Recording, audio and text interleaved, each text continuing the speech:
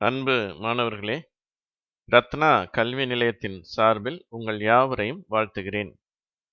தமிழைப் போல் ஆங்கிலம் எழுத்துக்கூட்டி வாசியுங்கள். பாடம் 17.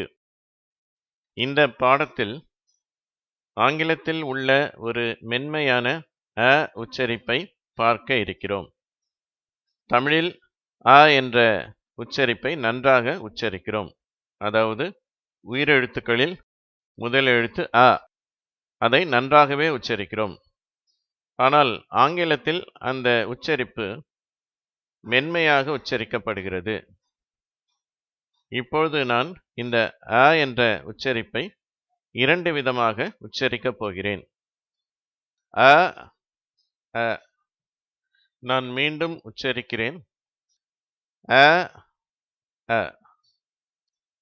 இதில் முதல் அ தமிழ் உச்சரிப்பு, இரண்டாவது அ ஆங்கிலத்தில் உள்ள மென்மையான உச்சரிப்பு.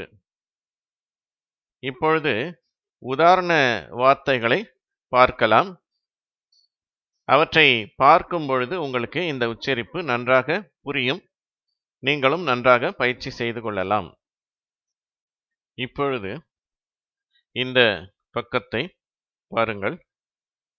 உங்களுக்கு உதாரண வார்த்தைகள் கொடுக்கப்பட்டுள்ளன. அவற்றுக்கு பக்கத்திலே அதே வார்த்தைகள் மறுபடியும் கொடுக்கப்பட்டுள்ளன. ஆனால் அந்த வார்த்தைகளிலே ஒவ்வொரு எழுத்து நீல நிறத்திலே கொடுக்கப்பட்டுள்ளது. அதனுடைய பொருள், அந்த எழுத்து மென்மையாக உச்சரிக்கப்படுகிறது. அதுதான் அதனுடைய அர்த்தம். முதலாவது வார்த்தை ago என்று இருக்கிறது. அந்த ஏ என்ற எழுத்து மென்மையாக உச்சரிக்கப்படுகிறது. இப்பொழுது நான் இந்த வார்த்தைகளை வாசிக்கிறேன். அவற்றை நீங்களும் திரும்ப சொல்ல வேண்டும். ago, attract, agree, around, bottom, chocolate, dollar, oyster, ribbon,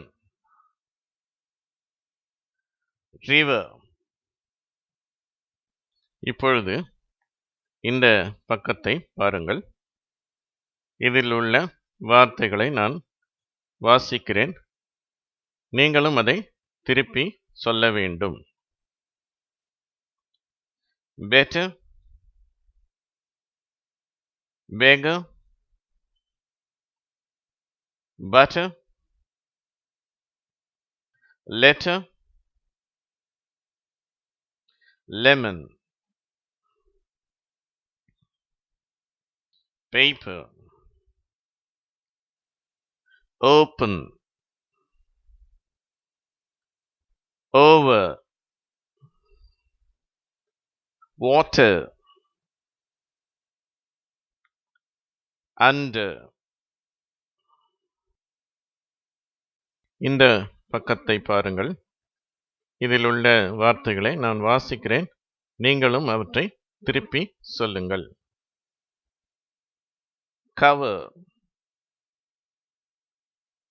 above, about, speaker, corner, master, father, mother, brother, sister. இப்பொழுது இந்த பக்கத்தில் உள்ள வார்த்தைகளை வாசித்து பயிற்சி செய்யலாம். நான் சொல்லும் வார்த்தைகளை நீங்களும் திருப்பி சொல்லுங்கள். Doctor, daughter,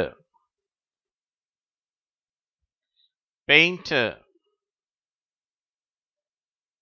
rubber.